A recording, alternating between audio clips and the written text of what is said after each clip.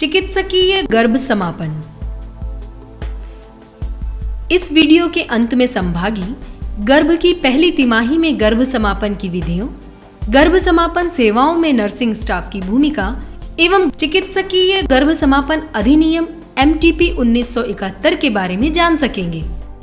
गर्भस्थ शिशु के गर्भाशय में जीवन प्राप्ति से पूर्व उसका समापन गर्भ समापन अबॉर्शन कहलाता है। सुरक्षित गर्भ समापन अधिकार आपका। सुरक्षित गर्भ समापन आपका अधिकार है यदि गर्भवती महिला का जीवन खतरे में हो या शारीरिक एवं मानसिक नुकसान होने की संभावना हो, गर्भ में पल रहे बच्चे के शारीरिक अथवा मानसिक विकलांग होने की संभावना हो, विवाहित महिला पुरुष में गर्भ निरोधक साधन फेल हो जाने के कारण गर्भ ठहरा हो, बलात्कार के कारण गर्भ ठहरा हो, कोई भी महिला नाबालिग एवं मानसिक रोगी को छोड़कर स्वयं की स्वीकृति से सरकार द्वारा रजिस्टर्ड एवं प्रशिक्षित सेवा प्रदाता की राय से 20 सप्ताह तक का गर्भ समापन करवा सकती है। गर्भ समापन सेवाएं सरकारी अथवा सरकार द्वारा मान्यता प्राप्त चिकित्सा केंद्र से ही प्राप्त करें। गर्भ की पहली तिमाही में गर्भ समापन की 2 विधियां हैं, सर्जिकल विधि व औषधीय विधि। सर्जिकल विधि द्वारा गर्भ समापन 2 प्रकार से किया जाता है, वैक्यूम एस्पिरेशन एवं डायलिटेशन व क्यूरेटेज विधि द्वारा। वैक्यूम एस्पिरेशन विधि में भी गर्भ समापन 2 प्रकार से किया जाता है, इलेक्ट्रिक वैक्यूम द्वारा एवं मैनुअल वैक्यूम एस्पिरेशन द्वारा। डायलिटेशन और क्यूरेटेज विधि में स्पैकुलम को वजाइना में रखकर वाल्सेलम द्वारा सर्विक्स के लिप्स पर क्लेम्स करके सर्वाइकल डायटिलेशन करेंगे। उसके बाद ओवम फॉर्सेप्स से भ्रूण और प्लासेंटा के अंश निकालेंगे। गर्भाशय की दीवारों को एक धातु के तेज क्यूरेट से खरोंचा जाता है, जिससे कि कोई अंश गर्भाशय में शेष न रह जाए। वैक्यूम एस्पिरेशन विधि में हाथ से चलाने वाला प्लास्टिक का उपकरण काम में लिया जाता है, जिसे MVA सिरिंज कहते हैं। MVA सिरिंज में लगे 2 बटनों की सहायता से वैक्यूम बनाया जाता है, जिससे नेगेटिव दबाव बनता है और वो गर्भ के अंशों को कैनुला के माध्यम से सिलेंडर के अंदर खींचता है। इलेक्ट्रिक वैक्यूम एस्पिरेशन यानी EVA विधि में इलेक्ट्रिक वैक्यूम एस्पिरेशन गर्भ के अंशों को निकालने के लिए कैनुला से जुड़ी एक इलेक्ट्रिक पंप या सक्शन मशीन होती है।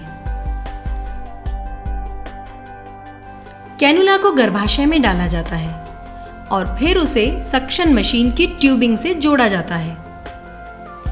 गर्भ के अंश कैनुला द्वारा मशीन में खींच लिए जाते हैं। औषधीय गर्भ समापन विधि में विशेष गोलियों द्वारा गर्भ समापन किया जाता है। अंतिम माहवारी से लेकर 63 दिनों यानी 9 सप्ताह तक के गर्भ समापन के लिए यह असरदार और सुरक्षित तरीका है। इन गोलियों का उपयोग प्रशिक्षित डॉक्टर की सलाह से उनकी देखरेख में महिला की सही तरह से जांच करने के बाद ही करना चाहिए। इन गोलियों का स्वयं उपयोग करना खतरनाक हो सकता है। सही उपयोग न करने पर अधिक और लंबे समय तक रक्तस्राव और अधूरे गर्भ समापन जैसी जटिलताएं हो सकती हैं। गर्भ समापन कौन कर सकता है? जबकि गर्भ 12 सप्ताह से अधिक न हो, उस हालत में एक रजिस्टर्ड डॉक्टर की राय से गर्भ समापन किया जा सकता है। जबकि गर्भ 12 से 20 सप्ताह तक का हो, उस हालत में 2 रजिस्टर्ड डॉक्टर्स की राय से गर्भ समापन किया जा सकता है। गर्भ समापन की जटिलताओं को पहचानने और प्रबंधन में स्वास्थ्य कार्यकर्ता की भूमिका।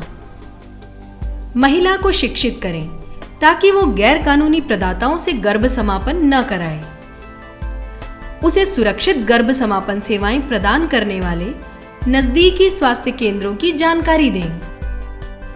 महिला को बताएं कि गर्भ समापन की जटिलताएं आपातकालीन स्थिति होती हैं और इसमें तुरंत विशेषज्ञों की देखभाल की आवश्यकता होती है। महिला को खतरे के लक्षणों और उन्हें पहचानने के बारे में बताएं। पैसे, कपड़े, वाहन, रक्तदाता और साथ जाने के लिए किसी व्यक्ति की व्यवस्था करके रखें। अनचाहे गर्भ के समापन के लिए सुरक्षित गर्भ समापन हेतु चिकित्सकीय गर्भ समापन कानून MTP 1971 बनाया गया है। यह कानून महिलाओं के प्रजनन अधिकारों की रक्षा करता है।